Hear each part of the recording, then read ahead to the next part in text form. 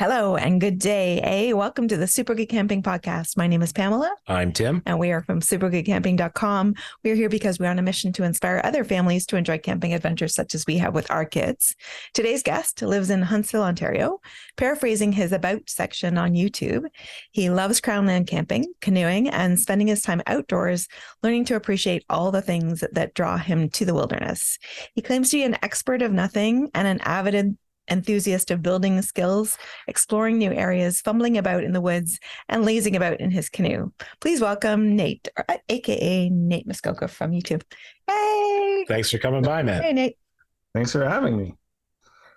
You know what? We did an episode with Chris and Julia Prowse, and one of the it's a tiny little thing, but it stuck with me so hard. She said we love to chat with like-minded people, and that's exactly what we seem to be doing. I was going to say for a living. It's kind of the opposite of that, but yeah. 100%. Yeah, there you go. 3 years in and still enjoying We're still doing it. Yep. I may have a small issue with that. So I see you do. You seem to be. Tell me if I'm wrong, but I'm watching your YouTube channel, which we will put all the links to all your social media stuff down in our description. I seem, and it could be simply because we just came out of winter and I'm catching up. You seem to be doing more winter things, or maybe filming more winter things. Is that a thing for you? Like, are you doing more, or? No, it's only because I just started my YouTube channel like 3 months ago, right in the middle. That'll do it. So, yeah, and it was a trip I did in February with Jim Baird, Max Budnick, and Xander Budnick, where I kind of just last minute realized that if I didn't at least try to film this, I'd be crazy. So I grabbed a GoPro, and between my poor iPhone and a GoPro, that's how the first at least longer length video came about. Where'd you go? We went to Temagami. We spent 9 days doing sort of a teardrop shaped loop after our first plan went awry because of warm weather. Lush. Yeah, slush, and more slush. Yeah. So, yeah. That looked like a good trip, like an enjoyable trip. But holy mackerel, man, slogging through that crap. I think I probably would have bailed much earlier and headed for the skidoo tracks and stuff like that. Like, oh man. Yeah, to everybody's credit, we made the most of it, and we still did a really nice 9-day sort of tour, and you know what, it ended up being a lot of fun, and all the guys, it was a pleasure being on that trip with those guys. That's for sure. Cool. Well, if you don't mind me asking, how do you manage to hook up with the boys to work out that trip? Funnily enough, it goes back to Karina, who has her channel Alexis Outdoors. Now it's called Karina Alexis. Right. And her and I kind of met each other through Instagram, which was sort of my still what I'm mostly on as far as social media.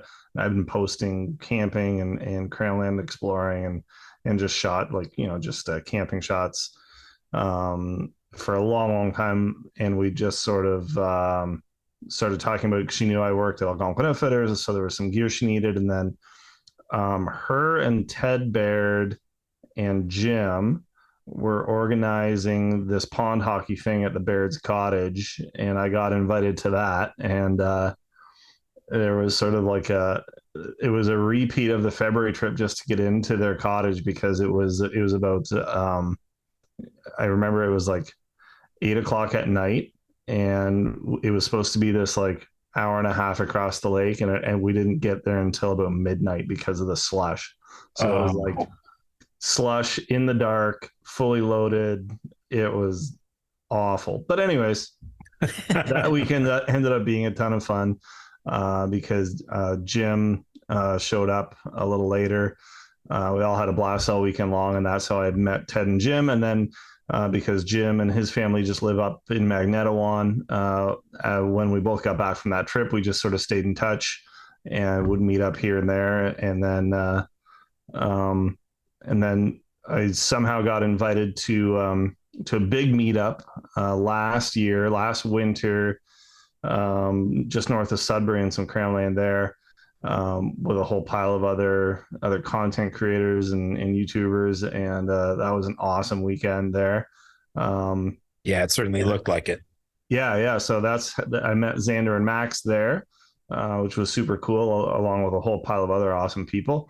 And then after that, everybody, there's quite a few people that stayed in touch after that. And then when Jim cooked up this trip, he invited me, and that's how we wound up all being together for that February trip. It was just there were some other sort of names involved, but of course, just from doing this, that putting a trip together with 4 to 5 people who all have different stuff going on in their lives is like, it's next to impossible. Right. So yeah, no, it was basically I'm lucky I got lumped in with the crowd of people who could have that sort of time allotment to make that trip happen. So very cool. And I'll say the video looks fantastic. Like if it was GoPro and would you say crappy iPhone, you did a really good job, man. Like your editing skills, I would say, were pretty darn good. I hate editing video. I will edit audio all the time. No problem. I've got that down. Not so much the video. No, and that was the first time I was just learning. Like I literally got back from the trip and I had all this stuff on my phone and the GoPro, and I downloaded some editing software, and that was like my first crack at it. And yeah, it's learning that is just a nightmare. And it's still one of the most tedious parts of that whole process of making, being a creator.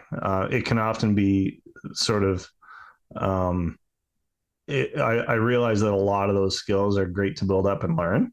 And it also forces you to innovate sometimes and get creative. But yeah, overall it's insanely tedious and can be really frustrating at times. Yeah. I find very much that the intuitiveness between what I do in audio, which looks really very much the same. It has sort of timelines moving along, and it has snipping tools, and you go, okay, great, that should transfer perfectly into. Nope, not a chance. Not even close. The concept does, but the actual doing of it, no. So It's just like, I say a lot of bad words when I'm video editing. Bound to happen. Yeah, well, cool. Do you mind what software do you use to edit with? Right now I'm using a free software editing suite called Lightworks. Cool. I haven't tried it. I used DaVinci Resolve. There was tons of YouTube videos to tell me how to do it. So I went, great, I'm doing that. Yeah, I have heard that one is good as well. So I'll see how long my free trial with this one lasts, and then maybe I'll give that one a shot. So cool. Well, I mean, the end product is fine. It is good. It does all the things, and it gives me lots of audio options as well. So I find that's nice. Like when I get to that part, I'm also using less bad words by the time I get to that part. So, YouTube. So you're taking pictures. What's your equipment like? What do you shoot on, and then what kind of sort of stuff do you get into shooting? Well, for Instagram, which I've been on for a long time now, mostly I still just use my iPhone now, and then I'll use like a little Sony Alpha mirrorless DSLR that I have. It's an older one, but it still works great for some shots. And then I have an old Nikon as well that I'll pull out now and then because I have a couple lenses for it. But I would say 80% of the time for the Instagram stuff that you see on my feed is just my iPhone. So, super easy. And it works, and it's easy it's handy, it's easy, it's robust, and the quality's okay enough. Yeah. Well, and I mean, Camper Christina, she shoots everything on her iPhone. Right. But she keeps upgrading it. So the better, like the lenses that are out now, I shot some stuff. We did French River this past summer, and I shot a bunch of stuff just for fun, just to try it. I had a new to me Pixel 6a, which isn't the newest version, and I was stunned at how amazing some of the shots were. It's like, wow, I don't know if I could have pulled off the color saturation with any of my way more expensive phones or way more expensive cameras at home. Yeah. So it's stunning the way that they're just building better and better stuff. Oh, 100%. Yeah. And you just pull it out of your pocket. It weighs nothing. Point, shoot, click, bob. Exactly. I even have a little floaty strap for mine that'll allow me to, I carry it in my chest pocket of my PFD, and it's got a little floaty strap on it. So, if it winds up in the drink, like the phone's waterproof enough, right? Most phones are waterproof, but they don't float. So I had a floater to mine, and I've had good luck with that. So that's an excellent idea. So has it ended up in the drink at some point? Oh yeah. Oh yeah. Well, and good to hear the word PFD. Yes, we like PFD. I'm a bit anal about PFD friendly. That sort of stuff. So let's talk canoeing then. What are your favorite haunts? Are you a lake guy? Are you a river guy? Do you like white water? What's the deal?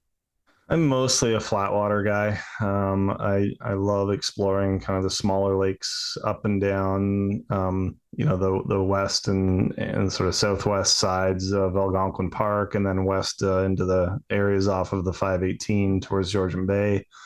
There's so much crown land to explore and so many little lakes that if you put in a bit of work, it can be really rewarding. So last few years, that's sort of what I've been doing a lot of, is just kind of portaging or bushwhacking into smaller lakes here and there to explore and paddle around. Mostly for camping, but I go out for the day a lot too. I really enjoy rivers. I wish I was a better whitewater paddler. I'm comfortable enough in, C1 to maybe some C2 stuff, some non-technical C2. And then after that, it's time to carry or line. But that's definitely something I wish I was better at, and I'm pretty comfortable. I'm pretty comfortable working my way through parts of the Upper Big East River, which I paddle a lot, and parts of the South and North Muskoka River, which I also paddle fairly frequently. And those are great stretches of river that are close to me and make for an awesome day or even 2 days if you wanted to. Sweet. Do you do fishing when you're out there? Is that a thing for you? I'm starting to do more of it. I didn't used to. It was just kind of one more thing to tangle around with in the canoe because I was just an awful angler. So luckily, I have a lot of friends that are really into fishing and are good at it, and so I'm starting to get some more pointers, and I'm starting to fish a bit more. And I had a pretty good season last year just with bass, which is a lot of fun. So I am doing more and more of it, and I will continue to do that because it gives me something, one more thing to learn and to appreciate while I'm out there. Cool. So, yeah, I got my first brook trout last year on Cedar Lake, which was a real easy way to get hooked on brook trout fishing. And then after that, of course, I got skunked. So. Yeah. I hear wonderful things. I don't have my first yet, so I'm looking forward to it. They are out there, you see all these photos. So, but Photoshop is a thing too. So that's right. Yeah. Yeah. No, I watch. I don't watch. We're busy with the podcast these days, so I don't watch as much as I used to, but even just scrolling by on Instagram, you see Tunis, he's got a beauty in his hands, or Kevin and the paddlehead guys went out and it's like, oh, that's wonderful, and it's just one after another. It's like, okay, you guys are killing me. You guys are killing me. I gotta get on those techniques. I can get to the lakes. I just need to get better at the techniques. At doing the things. I get to the spots. The technique is something I just need to work on. Yeah, and probably the timing as well. Okay, we'll flip back to winter camping for a second, and then we'll dive into your job and why this is all such a thing for you. So there's multiple ways to do winter camping. There's the hot tenting. There's cold tenting? Have you done all of the things, or have you do you choose to do one specific way, and for what reason? I've mostly done hot tenting, just because for me it's well worth the wait to have that awesome stove and tent. I just love it. I love the wood heat. I love the feel of just the atmosphere of the canvas tent with the stove inside, and it can be as cold out as it wants to be, but you're still going to be toasty inside. I love that. It's more work, of course, but for me, it's worth it. Because no matter what, I mean, if you're cold camping and it's minus 30 out, there's going to be a lot of parts of that little trip that are going to be fairly uncomfortable no matter what you do. Lucky. Yep. Whether that's wet gear that you're trying to dry out without a stove, et cetera, right? So I much prefer hot tenting. I did get really lucky with some weather early March, just this past March, and did a bit of tarp camping, which was just a tarp and a sleeping bag and a ground pad with a friend of mine.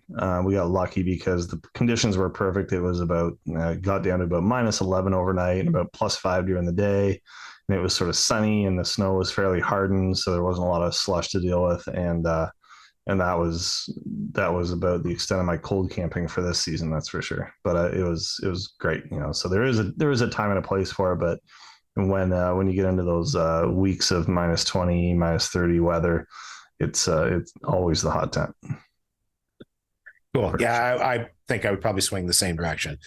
I'd be happy to lug the extra weight just to have that and to cook on it and all those things, as opposed to sitting around going, it's really freaking cold, man. Yeah, absolutely. Yeah, and other people have said, like, just you can go out and do your activities all day and you're warm enough because you're moving, but then when you're coming back, it's so nice to get into the hot tent. Oh, absolutely. Yeah. Although that said, on the downside, the one thing I do hear repetitively is I was a little tired in the morning because I had to keep waking up every 4 hours and throwing more wood in the stove. I usually do sleep cold. So what I'll do is I'll get the stove just cranked, unless it's really cold and it bothers me. But I've got a minus 30 bag. If I know it's going to be really frigid, I'll throw a liner in there even. Toque, et cetera. And usually I sleep pretty comfortably, actually. So actually, that's a good system if you can just get it really hot as you're going to sleep and let it burn down and then get up in the morning and stock it again. Yeah. Yep. So there's all kinds of, that's a real personal preferences. People will set a timer, people will let the cold wake them up and then throw wood, and people will, hang an arm out of the side of their sleeping bag, and that kind of cold will wake them up at a certain point, sometimes before the fire is completely out. So there's all kinds of different ways. I usually am just too tired and or lazy and just, sleep. That's valid, man. That's valid. All right, cool. So you work for Algonquin Outfitters. How did you get to work for Algonquin Outfitters? Yeah, I'm the store manager at Algonquin Outfitters in Huntsville. There's a number of different Algonquin Outfitters, of course, all over the place. And basically my previous experience or my working career has been in retail and mostly retail management. So I used to manage a shop that was just down the street from Algonquin Outfitters. And then when this job opening came up, I applied and went through the process and I got in. So this will be nine years now, actually. That's awesome. Yeah. So, and did you did you take the opportunity because of an outdoor love, or was it more of a business decision? It was a bit of both, I think. I was getting to the point just in terms of my age where basically I grew up, not grew up, but I spent most of my teenage years in my 20s skateboarding and snowboarding. That was like my passion. Before that, I was a very outdoor oriented kid as I grew up with my parents. But throughout my teenage years and my 20s, all I did was skateboard and snowboard. a lot, and that'll take a toll on your body. And I was getting to where I was, getting towards, getting on to over 30, and stuff just started sort of, the injuries just started piling up. And I think I'm the kind of person where what I do for my work also needs to sort of be part of my lifestyle, because I do, I take a lot of ownership of it. I take pride in it. And so, it was a bit of both. It was time to move on from where I was at, and it was time to also sort of try to follow a new passion that linked me back to, the way I grew up, which was the outdoors. So. Okay. Do you occasionally get out for any of those like skateboarding or snowboarding? Oh yeah, absolutely. I still snowboard now and then, and I have a basement here full of skateboards. Still, I still roll around now and then, but certainly not like I used to, where I'd be heading to a spot or heading to the skate park every single night after work, and usually coming home limping or sore or something. Right, so those days are gone. So did your family go camping when you were a kid? Oh yeah. So. Fortunately for me, my parents, in an effort to be closer to the outdoors, we moved from we moved from the Newmarket area when I was 9 years old up into a rural area east of Bracebridge, and that's where I grew up. So sort of just north of the Queen Elizabeth II Wildlands Park there. So just a bit northwest of that. Nice. Yeah. And that's where I grew up. And part of the reason that we moved to this area was to be closer to a kids' summer camp that they were involved in volunteering at. And that's where I would go to camp for a few weeks of summer growing up. And it was a very classic sort of kids canoe outdoors camp. And yeah, both my parents still volunteer there to this day. My brother went on to be the director for a number of years. And so my family had, always has had sort of deep ties with camping in the outdoors and that sort of culture. Cool. I find it for somebody I don't get out as much as you guys do, but know that I log as many hours watching all the things and reading all the things and doing all that stuff vicariously, very much so. Like I did scouts, Cub Scouts, Air Cadets, all that. And we were fairly outdoorsy sort of people. We were rural, but rural like Oshawa, like the north end of Oshawa kind of thing. I had no idea that canoe camps and stuff existed. It wasn't until I really started to embrace the whole backcountry thing and getting into doing some more research on it that I was like, really? I could have been out paddling all those years ago. Are you kidding me? My J-stroke will be so much better than it is now. Well, it's funny, a lot of those, I went to that camp until I was 13. And it's funny, all the skills that you sort of build as a kid going to camp like that, you do all these, we went through the basic Orca courses for paddling and things like that. And now a lot of that luckily sort of stayed with me sort of under the surface somewhere, and then kind of came back out as I started to get, more into it again. So I was really lucky to have that experience as a kid where, it was a very simple camp. It wasn't one of these, sort of more luxurious kids camps that there are a lot of these days. It was a very basic, simple camp. But it was in a beautiful setting, and it was a blast, sort of growing up, doing a lot of my summer there. So build that muscle memory early and you keep it for forever. Exactly. Yeah. The muscle memory is the term that was coming to my mind too. So to flip back to Algonquin Outfitters, man, so many questions. So as a general manager, what's your give me a rough idea of your job description? Sure. So I manage the sort of day-to-day operations of the store. So we're primarily retail. We do a little bit of rental and outfitting, But at the Muskoka store specifically, correct? Right. Yeah, at the Huntsville store. Huntsville, sorry. It's very sort of retail based. Yeah. And so it really is sort of a lot like most other retail management jobs. It's scheduling and it's more scheduling and scheduling. But it's also, there's obviously there's hiring involved, and there's, tasking staff, and there's, merchandising, and basically also a lot of time on the sales floor. And a lot of time on the sales floor with staff, and of course with customers as well. And then just sort of doing all the other odd jobs that sort of get lumped in with a store manager. And you can find me on any given day, sweeping out the back parking lot, changing the toilet paper rolls in the bathroom, or dealing with resolving all the issues that tend to pop up in any sort of retail environment that are inevitable. But of course, the biggest the biggest plus to that is that it's an outdoor store. You work with like-minded people. The customers are often very like-minded people, and you're surrounded by awesome gear all the time, right? So we have a fantastic team there. So in one way or another, everybody that works there loves the outdoors.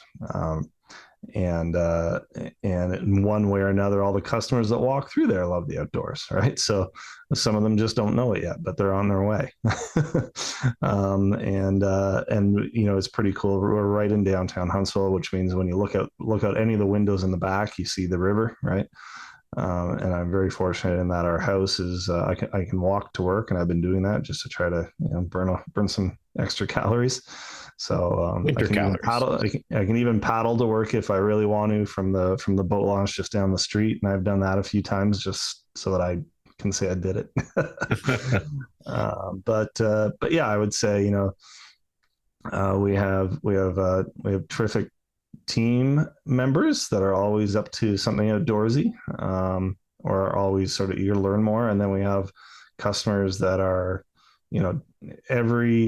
from every spectrum of the outdoors imaginable, right? So you have a customer walk in that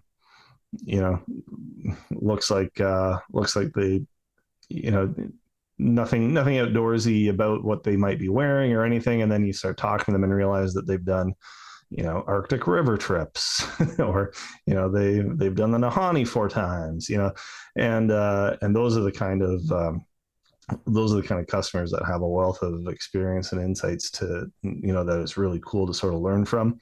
And then we have customers that maybe need a bit of help just with some direction as far as gear goes, or even destination planning and route planning, and we're always happy to help with that, because a lot of people kind of know what they want to do. They just need to know how to go about it properly. Yeah, I totally agree. Speaking personally, I've been in your store twice, I believe. I've been in a handful of Algonquin outfitters, but twice. And the very first time, and I couldn't tell you the gentleman's name. I walked in.